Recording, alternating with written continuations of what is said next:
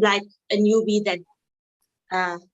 that doesn't have flexibility, and how we go about to actually getting them to have the head parallel to the ground. So we're going to have Arishka to demonstrate.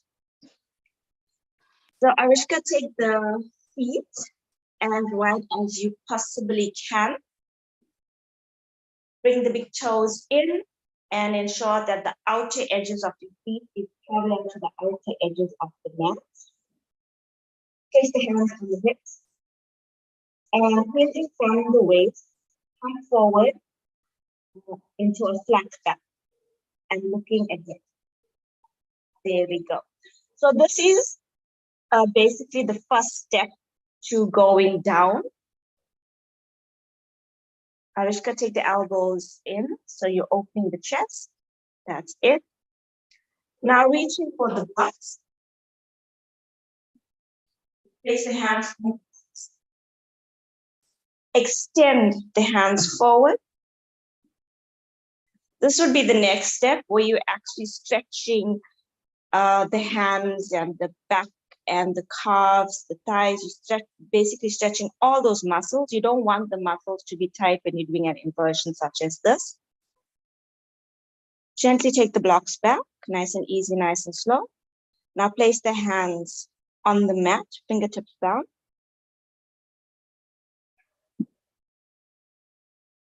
Fingertips down first. Yes. So that pose is called Ardha Padottanasana, which means that is halfway. So Arishka, place the palms flat now and take it in line with your heels and take the head down. So that is almost the full Prasarita Padottanasana. Arishka does not have the flexibility yet to take the head down, but eventually it will get there where the head is parallel to the mat. So Arishka, walk your hands forward again. Walk the legs in. And very gently come up to standing, nice and easy, nice and slow. Thank you. So that is Prasarita Padottanasana. So it does take a lot in the beginning if you don't have the flexibility. And a lot of people really don't have that flexibility, especially if you're starting yoga at a much advanced age. But over time, as you practice, it definitely gets easier. So why strength to a pose such as that? This pose, historically, there's no story behind it. It's actually regarded as a modern pose, and it was first mentioned in the early 20th century. So it's relatively new, but it has immense benefits because this is the safest inversion you can possibly do. So the other inversions will be headstands and shoulder stands. And because of the pressure placed on the cervical spine, you need to practice these inversions with caution. But with Prasarita Padottanasana, it's basically you bending forward and you're reaping the same benefits. So why strength? Physically in the pose, you do need that strength. But strength is because of the benefits that this pose actually gives you. The pose gives you many benefits, but the main one that I was looking at is stress, anxiety, and depression. All inversions actually help with that. And in this day and age, many of us are bombarded with stresses, and mental health is a huge concern, because if you look at it globally, there's many people out there that have suffered from anxiety and depression, or are going through anxiety and depression where they have to take medication. But with consistent practice of yoga, this helps. So how does Prasarita help you with this? Basically, with your head going down, it cools and calms the brain and relaxes the body. And that is what you want when you are going through these stresses in life. So that is why I believe that, yes, when we face physical stresses and maybe financial issues or whatever it is that's facing you, when that becomes a mental issue, you really need that strength to overcome it. And this pose for me personally has been a saving grace, because I have been through anxiety and depression. And this is one of the poses that I used to do regularly. And it has helped me a lot. So only when you're going through stuff and you start practicing, do you really see the benefit of it.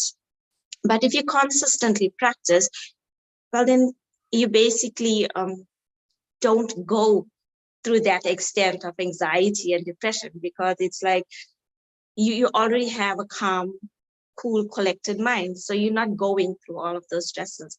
So basically my take on anxiety and depression, which a lot of people are going through, like I said, is basically you're stuck in a thinking and feeling loop. So you think a thought and then you feel the emotion. You feel the emotion, you think the thought, and you're caught up in this emotion. And you really do need that strength once again to break free from that emotion.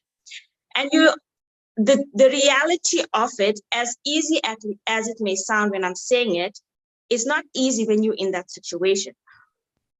But basically, you are afraid of the past and you're afraid of the future. In the past, you are thinking of those tragic events that has happened to you, and you're stuck there and you are reliving those moments over and over again. And then now when you go into the future, it's the what ifs. So the key, as always with meditation and with yoga, is to hatha yoga is to be in the present moment.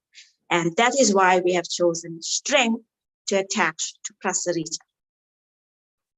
So I was also looking at the actual pose itself, because it's outreaching of your limbs to its full capacity. You're stretching on that level, even bending right over. It's like folding the body, so you're stretching. So when you want to have a greater reach out, you want to have a greater influence. So somebody who can reach out to lots of people, to everyone, to all kinds of people, it means they have a certain strength and power. They have influence. So that strength comes because they can reach out. But what I was looking at, and I always like this image, especially when you think about something that you want to have, whether it's a flag, say if you want to mount a flag, and it's a huge flag.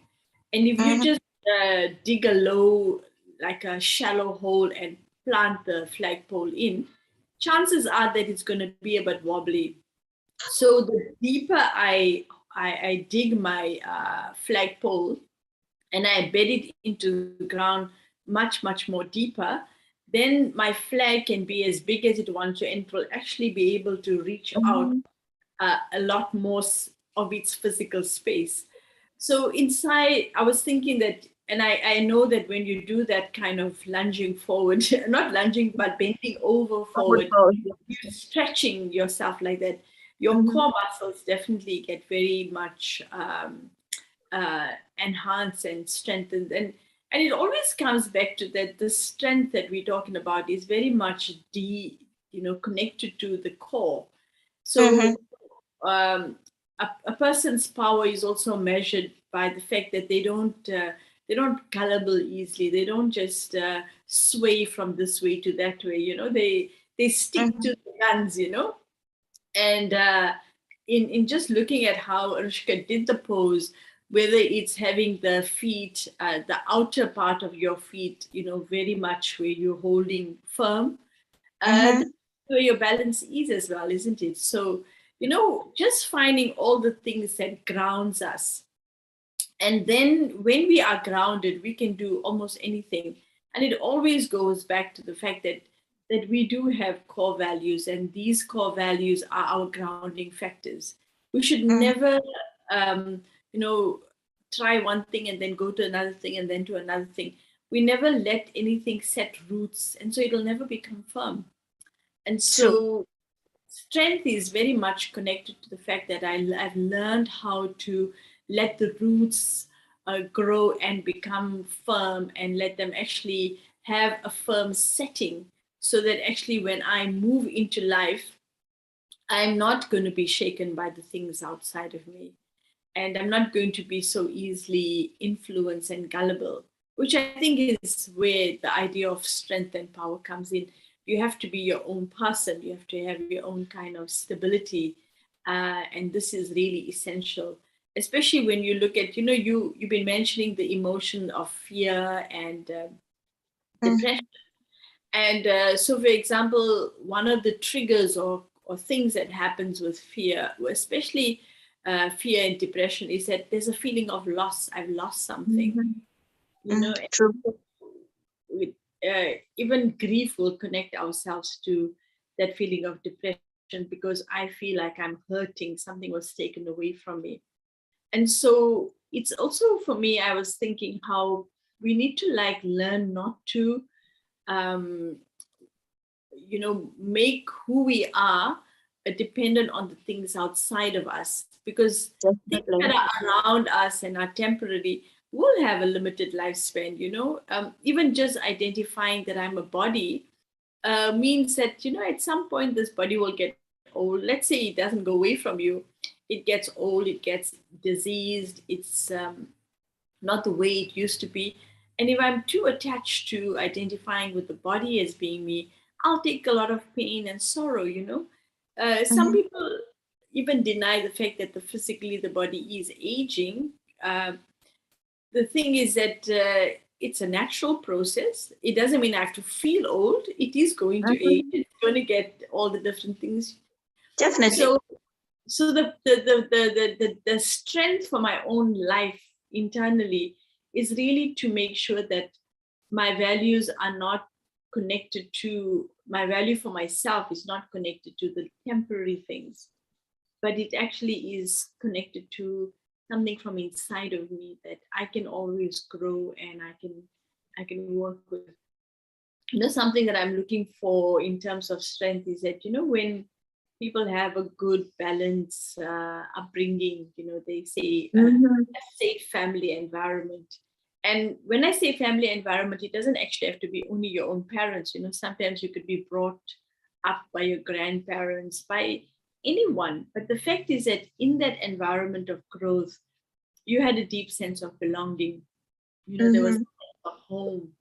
There was a sense of that's my place to rest. It's not like when I'm in that space, I still have to be on guard.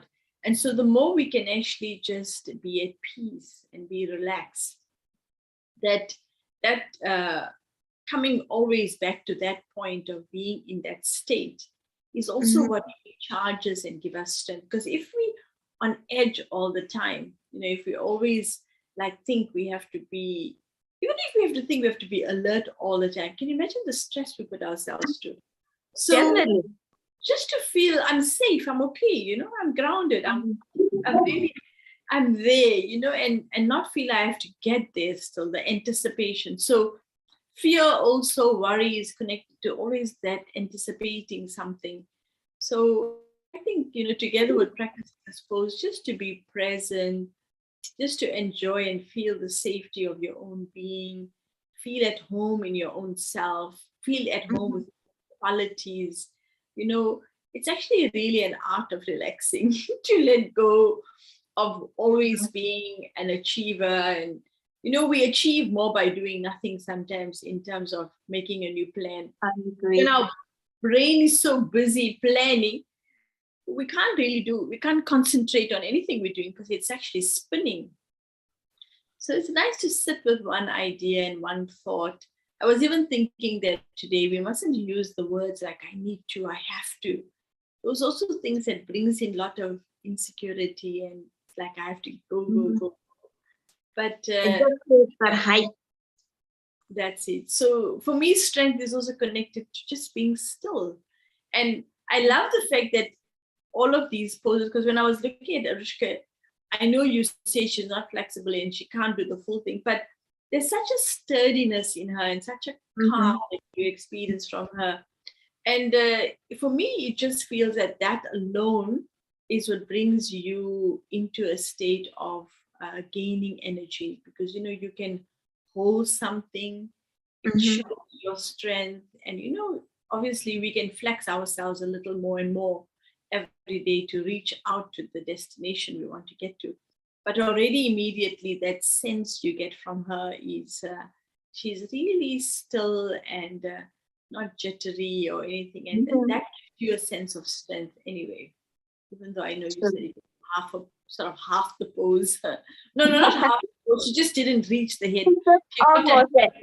It's just that her head just needs to be parallel to the ground. So the crown of the head needs to be parallel to the ground. And then eventually that crown will reach the ground. So when the crown reaches the ground, in yogic traditions like in Kundalini yoga, they say you're balancing the masculine aspect and the feminine. So the feminine is the tailbone, the masculine is the crown of the head. So you bring balance, the yin and the yang. So you're creating that balance when you go down. And really, when you're in that pose, speaking from experience, because like I said, I practiced it a lot. When you're there, it's very difficult for your mind to run to the past or to the future, because you're really grounded in the pose. It's one of those poses just has to grab your attention. Okay, wonderful. Excellent. So nice point. We can ground ourselves and do a bit of meditation. Now, thank you for that. It's very informative. So let's just take a moment and bring ourselves into the stability of our own being. And with one thought, give ourselves a boost so that I can separate myself from any limitations of my physical body, the limited physical space of time, and allow myself to come into the present moment in the form of myself as the living being of pure light energy. And as I sit for a few moments and take a deep breath, I just reflect on the word strength. The strength of the measure of my strength is measured by my outreach to others and my environment. I can reach out to others to the extent that I deeply embedded in the authentic core values which are eternal.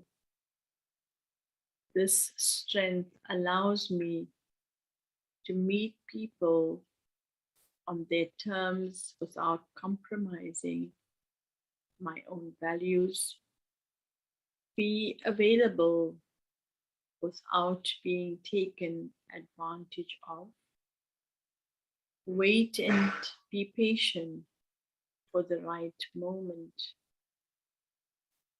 For this strength to return, I take myself away from the influences of this world of duality and bring myself to that point of rest in the center of my forehead, and even take my attention beyond to that world of light which is beyond duality. And I experience myself as a sparkling being of living light energy, eternal, immortal, imperishable. I am the living light. And as that light opens up, I'm able to see the beauty, the magnificence, the richness of who I truly am. I am that unlimited source of peace, love, happiness, joy, wisdom, power. I am pure and authentic. And as I connect with the core values of myself and recognize that each of these qualities are embedded in the very core of my being, it is not something that I still need to attain. These qualities are merged within the very nature of my being. And having become distracted from who I am, I have forgotten. And as I remember that I am not this body, but that living being of light energy, that awareness of being the soul is the key to unlock those unlimited treasures.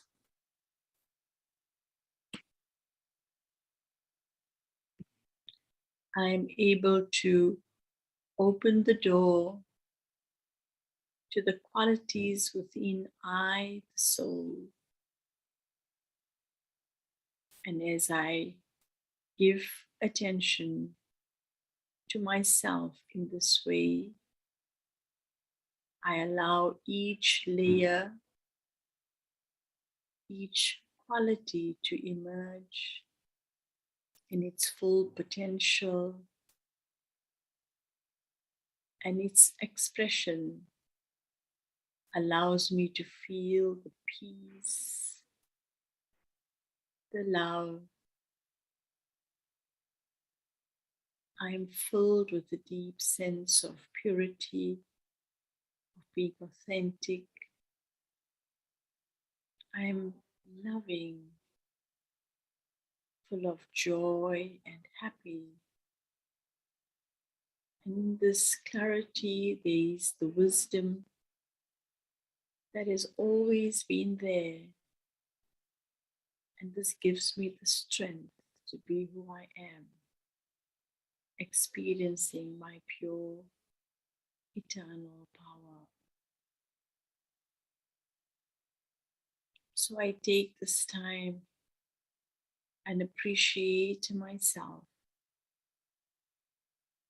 And as I give attention to myself, these qualities begin to grow and explode in a powerful rainbow, the rainbow of color and the rainbow of beautiful vibrations. Every quality from peace to power becomes an expression from the thoughts that I think to the words that I use and every action that I perform. Each virtue and quality colors my thoughts, my words, and my actions. For these qualities to become natural, from time to time, I take a few moments in my day and just take a break and allow my attention to rest on the center of my forehead and then direct my attention up into the unlimited space where I see myself as the sparkling being and the expression of I, this beautiful being, is the rainbow of virtues and qualities that defines my eternal nature. So for the next few moments, I just rest in the presence of my being and feel the peace flowing through me, the love, the wisdom, the joy, the love.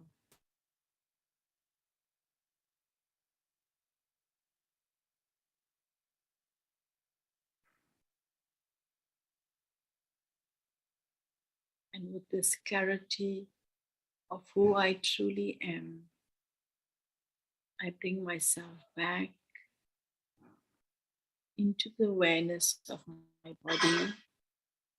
And now, as I use my body, I keep that awareness of my full potential and create my thoughts with that strength of knowing myself,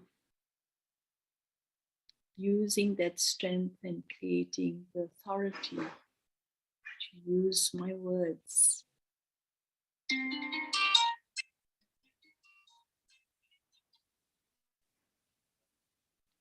in an appropriate way. I allow myself to act in such a way that each action allows me to express those innate qualities.